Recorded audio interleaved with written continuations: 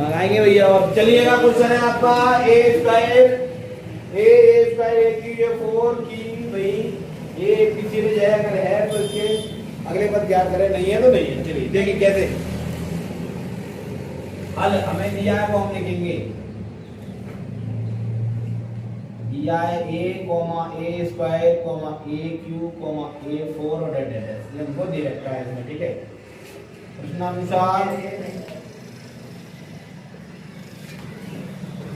सर्वांतर निकालेंगे हम d1 a2 minus a1 होता है।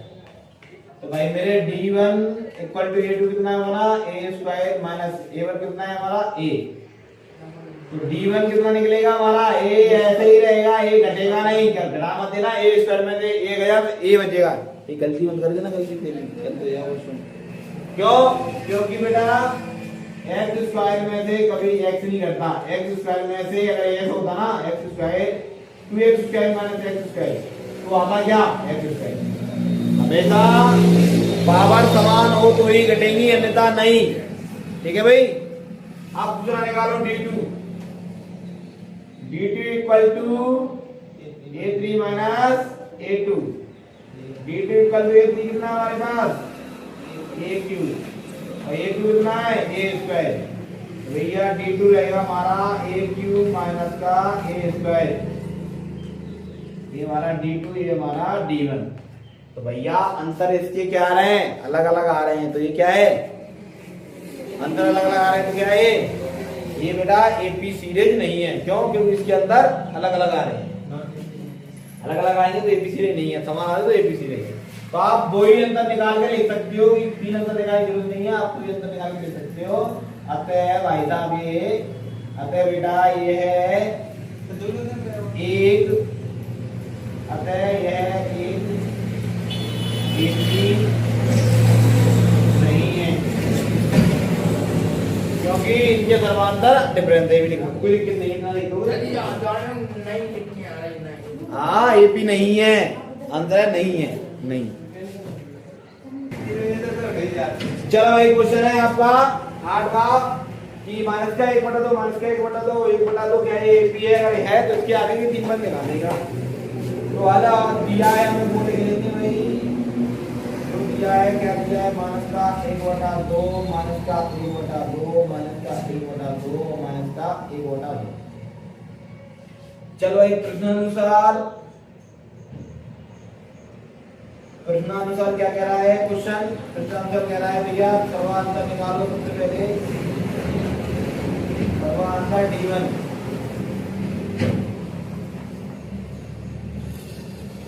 इक्वल टू क्या होता है a2 माइनस का a1। भैया d1 इक्वल टू a2 ही दिया है इतना माइनस और a1 दिया है माइनस का 1/2, ठीक है। ब्रैकेट खुलेगा, माइनस माइनस मल्टीप्लाई होगा तो प्लस हो जाएगा भैया। भाई d1 equal to a minus का 1/2 a minus minus 1 minus 1 plus 1/2 में से 1/2 जाएगा तो 0 बचेगा। भाई d1 इक्वल टू 0। अब निकालेंगे d2 इक्वल टू क्या होता है a3 माइनस a2। a3 कितना दिया है हमें माइनस का 1/2 माइनस a2 कितना दिया है माइनस का 1/2। माइनस को लेगा ब्रैकेट को लेगा तो माइनस माइनस हो जाएगा प्लस 1 प्लस 1 माइनस d2 क्या आएगा 0 आएगा, d2 आएगा 0। अब तीसरा डिफरेंस निकालो ना निकालो तुम्हारी इच्छा, दोनों को समान आएगा, तीसरा भी निकलेगा क्योंकि सारी वैल्यू एक समान दिख रही है। ठीक है भाई, सारी वैल्यू एक समान दिख रही है तो दो ही डिफरेंस निकाला करो। सारी वैल्यू एक समान नहीं है तो 3 निकाला करो। तो सारी वैल्यू एक समान है, डी आएगा तुम्हारा 0 0। जब सवाल अंतर समान है तो ये कहलाई क्या एपी सीरीज। तो यह भैया सवाल अंतर समान हो तो क्या कहलाएगी ये एपी है। अगर एपी है तो अगले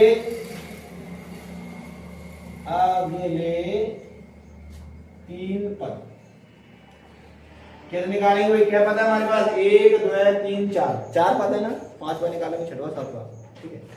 तो भैया कैसे निकालेंगे 5वां पद? पांचवा पद निकालने के लिए क्या होता है? ए प्लस, हाँ पंकज, पांचवा पद निकालने के लिए क्या लगाते हैं? पांचवा पद कैसे निकालेंगे? ए प्लस, नहीं मालूम? हाँ दूसरा ए प्लस 40 से पूर्णांक वाले ऑप्शन पूछ रहे। ए प्लस 40, ए प्लस 40, पांचवा पद एक कम करके जब दे बोला था मैंने यार, क्या कर रहा था तुम यार? ए प्लस 40, क्योंकि एक कम कर दिया। ए की वैल्यू माइनस का 1/2 प्लस 4 ऐसे रहेगा। डी की वैल्यू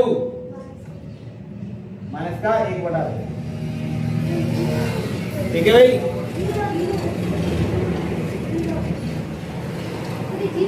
डी की वैल्यू 0 है। सॉरी भाई, क्षमा चाहते हैं, है ना? गलती इंसान से ही होती है, भगवान से नहीं। हम भगवान नहीं है, इंसान भी है। तो ये डी की वैल्यू है 0, मैंने देखा नहीं, ये 0 डी की वैल्यू आ गई 0, ठीक है भाई? तो 0 होगा मल्टीप्लाई इसमें होगा तो 0 ही आएगा, यानी कि ए 5 कितना निकला तुम्हारा? -1/2, ठीक है भाई? अब भाई मेरा छठवां पद ए प्लस 5,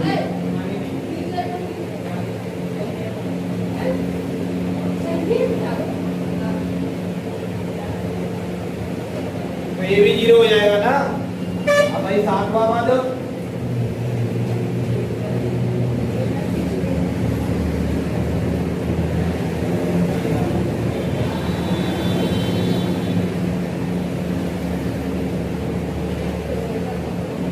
भैया, पांचवा निकला, छठवा निकला, आते हैं 3 पद क्रमशः माइनस का 1/2, माइनस का 1/2, माइनस का 1/2 है, ठीक है भैया?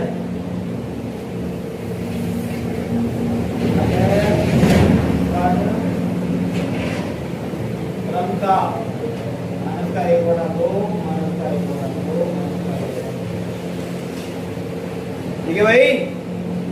कुछ नहीं है सवाल में, कोई वैल्यू आ रही है, लिख लो।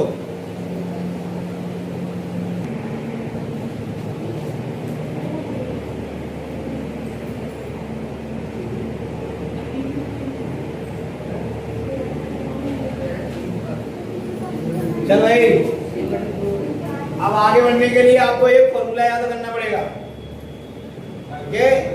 एक फॉर्मूला याद करना पड़ेगा आगे बढ़ने के लिए, तब जाके क्वेश्चन बनेंगे सारे। सूत्र है तुम्हारा, यानी कि फॉर्मूला है an इक्वल टू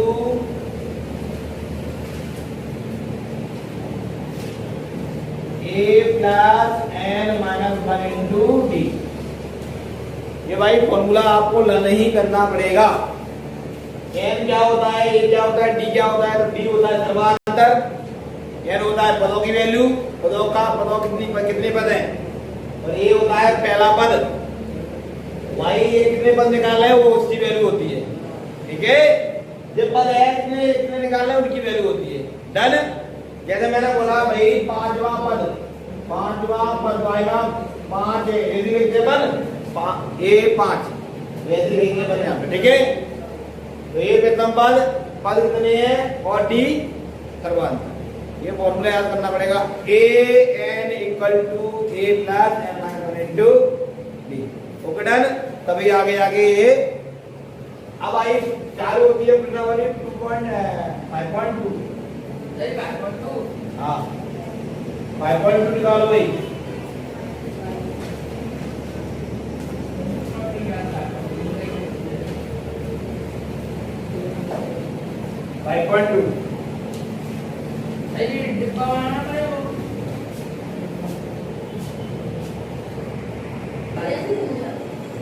चलो भाई अगला क्वेश्चन है तुम्हारा प्रश्नावली 5.2 का।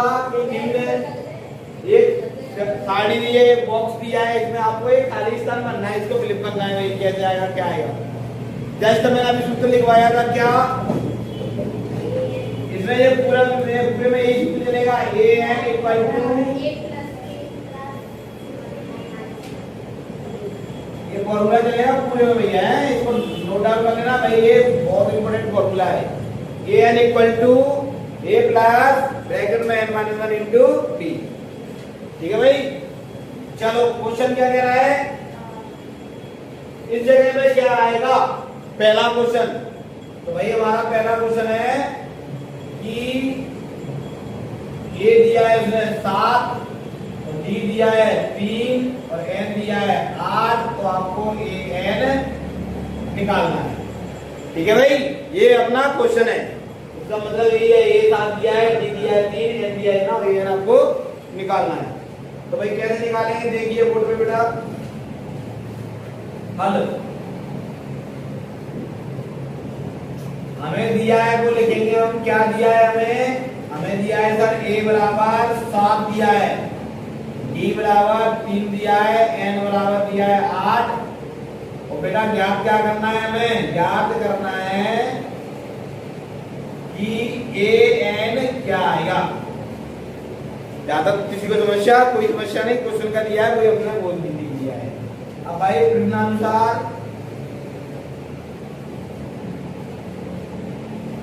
तो ये प्रश्नानुसार का मतलब ये होता है कि हम प्रश्न को पढ़ रहे हैं, प्रश्न से जा रहे हैं, प्रश्नानुसार चल रहे हैं। तो ये प्रश्न क्या है कि भाई इसका मान बताओ, फिर आप सूत्र होता है हमारा क्या, एक A N equal to A plus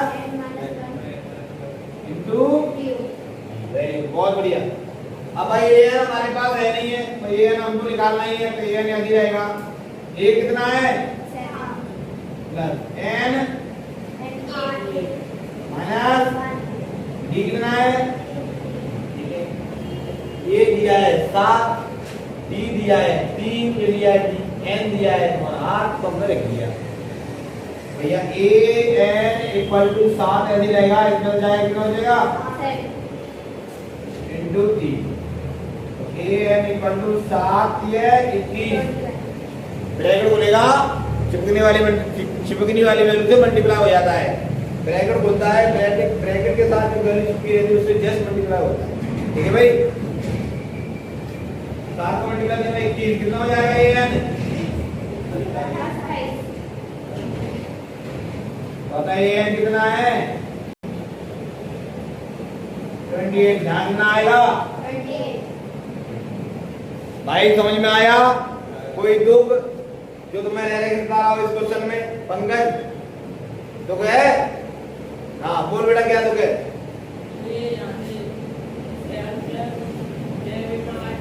जी भैया ब्रैकेट जब खुलता है ना, तो चाहे आगे संख्या हो या पीछे हो, ये वाले में ए का मान दिया है बेटा 7 ने लिख दिया हमने, ए का मान 7, एन का मान दिया है बेटा 8, तो एन का मान लिख दिया हमने 8, माइनस का 1 वो है, डी का मान दिया है 3, तो डी का मान लिख दिया 3।